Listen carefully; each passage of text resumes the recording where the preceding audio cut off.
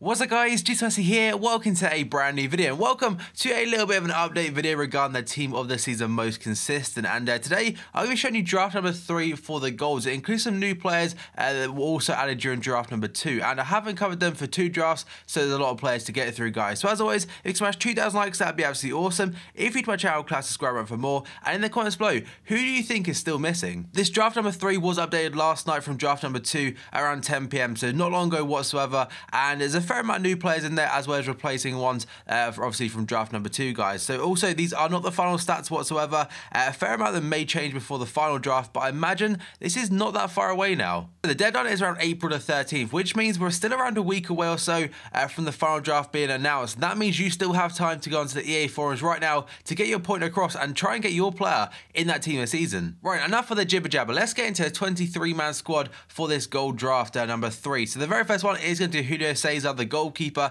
He was in fact in draft number 1, so he's maintained every single spot so far, and he's still a very good goalkeeper on the game. 89 diving, 90 reflexes, and probably the best Brazilian goalkeeper we'll see this year, possibly. And the second player is going to be Anthony Lopez. I don't think he's in draft number 1, so he may have been added during draft number 2, but last year's TOTS wasn't actually that good in game, but hopefully this year he's much better. He will have some nice diving and reflexes though, and I hope he does stay in there because quite a nice different one for the Ligue 1 squads. Now we have got Alfonso Areola, probably my favourite goalkeeper out of the 3, even though he is, I think, is he the lowest rated? Yeah, he's definitely the lowest rated by 3 ratings. And the reason for this, his silver card was so damn good, and his gold upgrade card was also very good, so I've got high expectations for this one alone. I'll most likely be very cheap, and I think a lot of these team of season cards will be cheap and affordable because I'm looking at the current price in the market right now, and like the 95 rated Ibrahimovic's card, it's now, I think it's 750k, which is a very good sign for the lower rated players during team of season. And the next player is the first defender, and a player is added during draft number 2, and that is Julio Buffarini, I think, or Buffarini. Look at them stats for a right back though, they're crazy. With 93 pace, 80 dribbling, 88 physical, 78 defending, and 71 passing, as well as the decent 68 shot on him. Although the one downside for him kinda is the fact he's in the Primera División, which is, I think it's the Argentinian league. So in terms of green hyperlinks and stuff, he won't get that many good ones. But if you stick him in the Argentina squad, you're absolutely flying. Now we've got Simon Kjær playing for Fenerbahce in the Turkish league, and the Dane has got 71 pace, 89 defending, and 85 physical. Does look very usable. Another player making his way from draft number 1 all the way up to draft number 3 is Jose Maria Jimenez from Atletico Madrid. This guy has been so solid next to Godin this season, and it's a great hyperlink. On FIFA, have them 2 Uruguayans at the back will do a lot of damage in terms of defensive responsibilities. They've both got pace, both very good defending and physical, and potentially the best hyperlink backline on the game. And then we've got Toby Alderweireld, probably the best defender, I'd say, probably in the Premier League this season, if not very close for Tottenham. And with 68 pace, he does look very good with 88 defending as well. Definitely one I'll probably try and pick up. And then we got Joe Veltman from Ajax this time. This guy's got some nice stats for a low rated card. 72 pace, 85 physical, and 77 physical for him. And the thing I like about team this season, it opens up a lot more cards in terms of centre backs I wouldn't use before because it boosts their pace above 70. As stupid as that sounds, it's kind of like a thing that I go for some reason. And another player that comes in that category is Virgil van Dijk, just like Veltman, also in since draft number 1. Actually, no, wait, he might be in draft number 2. I can't remember fully, but either way, he's now in draft number 3. 72 pace, 88 physical, and 82 defending. An absolute monster of a centre back for Southampton this season. And then we've got Jonathan Tah, a new player for draft number 3, I believe, and this card looks very good. And being one of the lowest rated ones in the whole team, I think he may be the joint lowest possibly. He's got 73 pace, 81 defending, and 82 physical. The defending and physical aren't the highest, but if he costs you like 15k, he's essentially a cheaper version of Jerome Boateng, although Jerome Boateng right now is probably below 15k, but either way, he's a nice special card to have. And then we have got the final defender, I believe, and that is going to be Nacho Monreal from Arsenal. He was in draft number 1, and that is very fully deserved, and will probably be also re-released during the BPL team this season, probably the week after most consistent. Then we've got Sergio Busquets, I believe the highest rated player in the whole team this season there so far on the draft, and he's 91 rated, and again, it's very well deserved. Probably the best DM, actually, it's definitely the best CDM in my opinion, out and out in world football. Although I mentioned this in the previous video, 82 passing really does do my head in because it should be so much higher than that.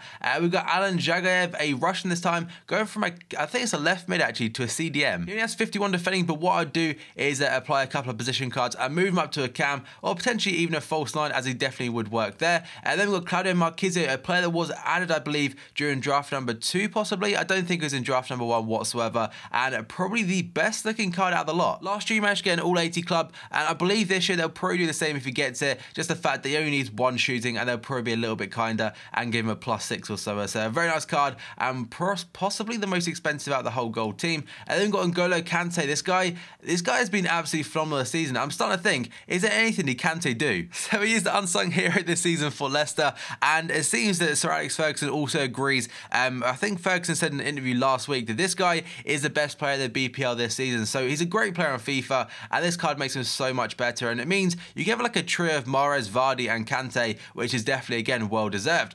We've got Benny Feilhaber this time from the MLS from Sporting Kansas City. A very nice card, and possibly will be re-released during the MLS All-Stars. Then we've got Jose Souza, and this one for me is probably one of the better ones and will probably be very cheap. He's got a good nation going on being Argentinian, and the Turkish league has some nice gems in there also. But 81 pace, 84 dribbling, 87 passing, and 77 shooting and physical. Very nice card right there. I'm not sure if he has 4-star skill moves, but if he does, that's an added bonus. We've got Brian Ruiz, the former Fulham man this time. As a left midfielder, doesn't look fantastic, but if he was a cam, I would probably use him. But as a left mid, I don't think I'll try him at all, to be honest. He doesn't have the pace to be a wide player. And then we've got Quincy Promes. This guy, though, has the complete opposite problem for that. This guy is too quick, probably, and is shooting 85, 87 dribbling. He's a monster. Although, what am I saying? You can't have too much pace in the wing, especially when it comes to FIFA. But Promes, a very good player in my life currently, and will be a ridiculously good card on FIFA. Then we have got, this is a new player for draft number 3, by the way. It's Bril Donald Mbolo, one of the biggest wonder kids right now in world football for FC Basel. He was in yesterday's wonder kid hybrid, if you missed that also. His card is now a right winger if he does get one, because that is the position he's currently playing. He has 91 pace, 83 dribbling,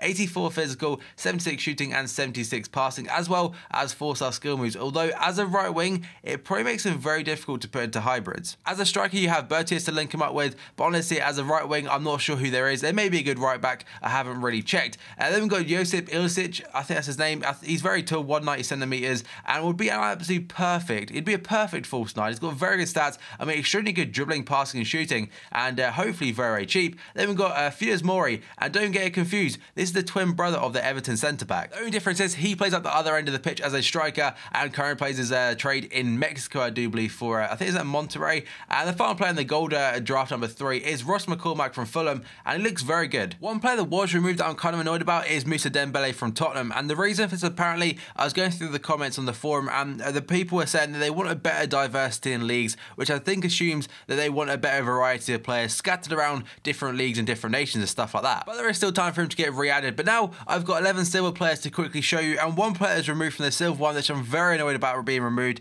is I think it's called Milinkovic Savic from Lazio. He's not in this draft anymore, but here are the best 11 players from this team. So you've got Mitchell Weiser, now a right back for Hertha Berlin, and according to the forum, we'll get a very nice defending upgrade on that TOTS. We have got Bartolomeo Quisanga, I think playing in the Russian league, with 75 pace, 81 defending, and 77 physical. Another new player in the current draft for the Silvers was Ismael Souza, a player that plays for UNAM in the Mexican league, which would be much better as a centre player like a cam, but as a right wing still looks okay.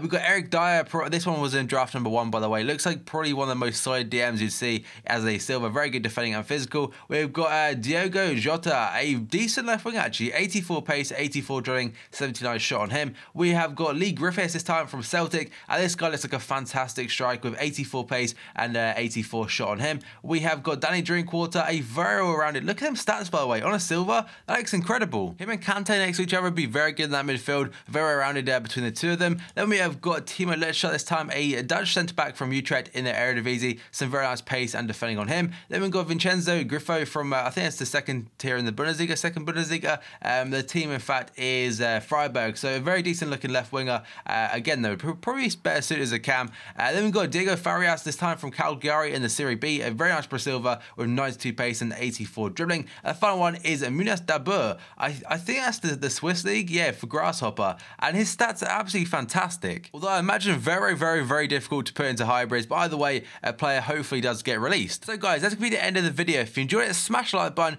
2,000 likes would be absolutely awesome. If you want to see the full draft series like the bronze, silver, and the gold, the links will be down below in the description box. You can go check them out. And also get your point across. Go vote for your players and stuff like that. Also at the forums. If you're to my channel, click subscribe for more. And guys, thank you for watching this video. video, and I'll see you next time.